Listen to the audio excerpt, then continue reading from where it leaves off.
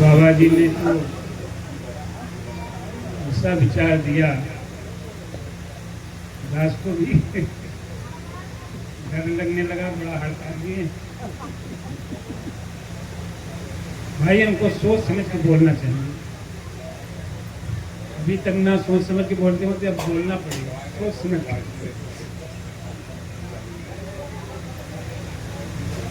लेकिन हमें को इससे घबराना नहीं चाहिए। बाबा जी ने लिखा है,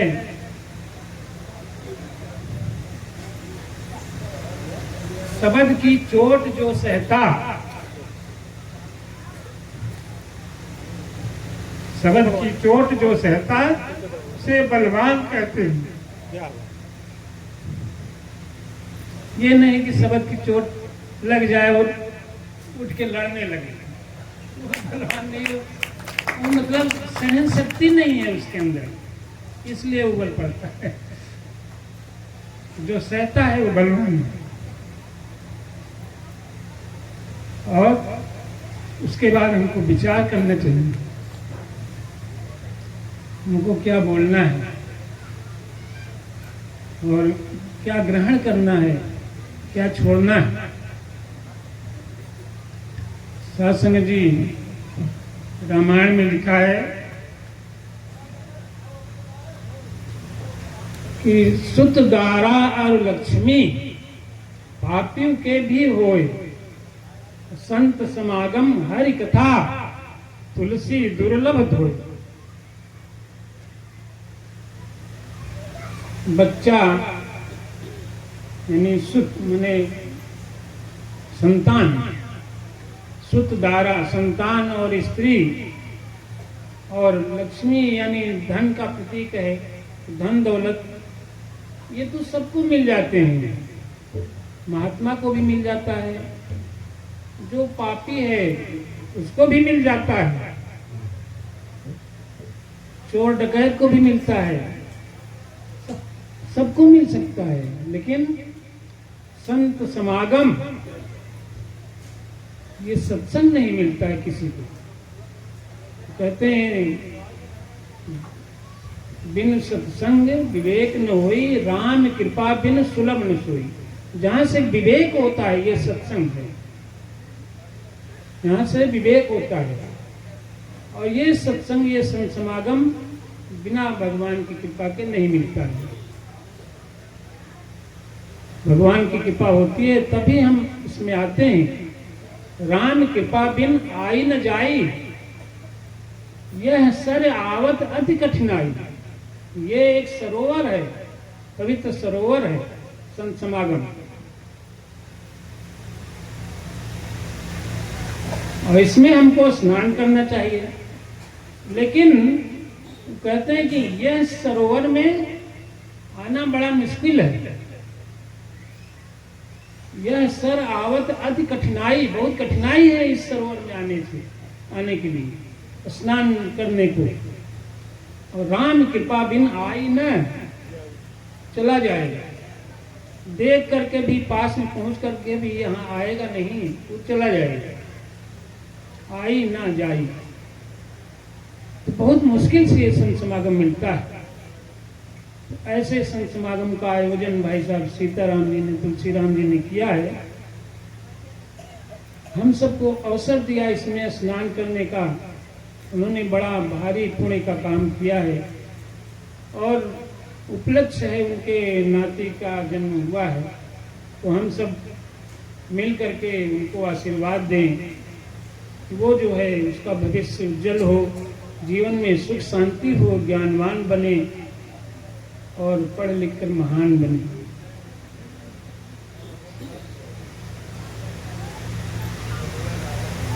तो शासन जी, इसलिए हमको सत्संग करना चाहिए। इसलिए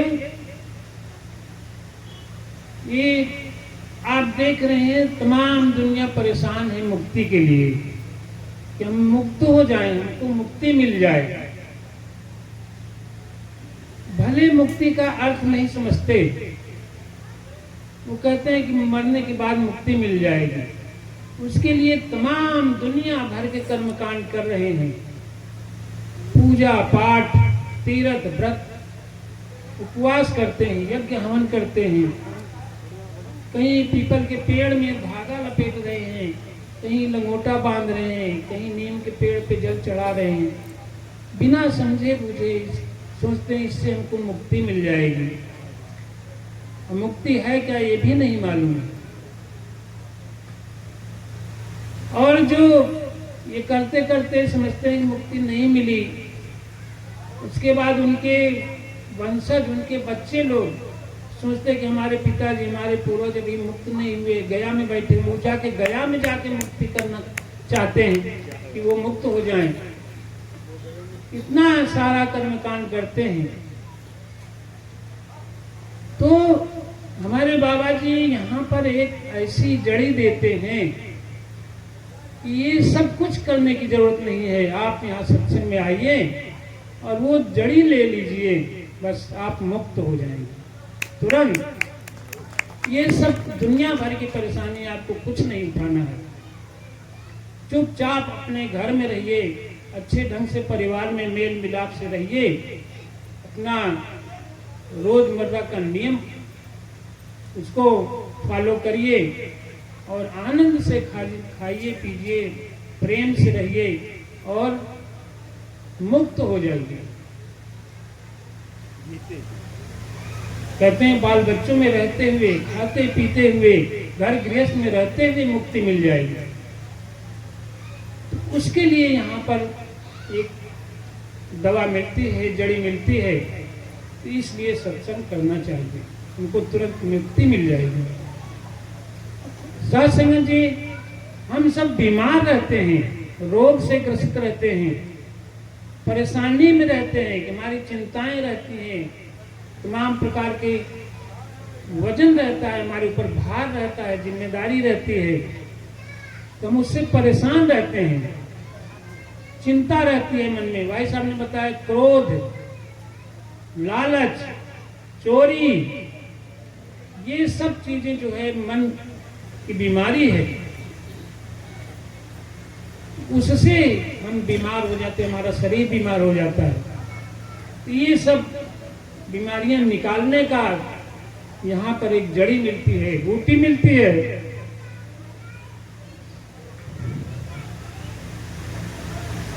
इसलिए सत्संग करना चाहिए। और सत्संग जी, हमें भय है संसार से, लोगों से, क्योंकि लोगों के अंदर प्रेम नहीं है, एक दूसरे के प्रति ईर्ष्या भरी है। परिवार में सास बहू में, देवरान जेठान में, ननद भौजाई में, भाई भाई में, बाप बेटे में, पड़ोसी पड़ोसी में ईर्ष्या भरी है, जलन भरी है। एक दूसरे से बोल नहीं सकते, एक दूसरे को देख नहीं सकते, क्योंकि मन में कपट भरा है। ये सब निकाल करके भाईचारा बनाने के लिए, वो चाहे किसी जात का हो, किसी धर्म का हो, किसी मजहब का हो। भाई साहब राजू जी ने कहा हम मुसलमान हैं, कुछ नहीं, केवल इंसान है।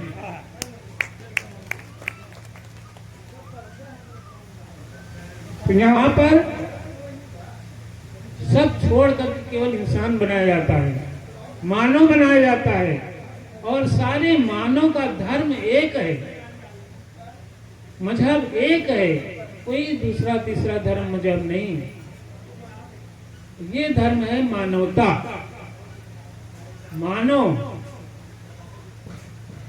वो बाबा जी कभी कभी विचार देते हैं कि हम पढ़ लिख करके कितने भी बड़े बन जाएं, समाज में धन दौलत कमा के कितने भी बड़े बन जाएं,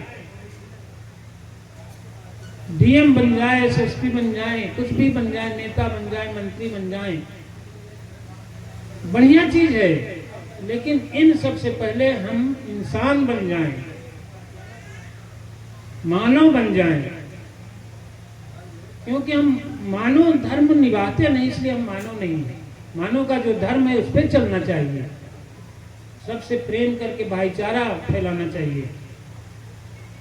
तो एक है, इस एकता के लिए, इस प्रेम के लिए ये सत्संग करना चाहिए, हमें बहुत जरूरी है।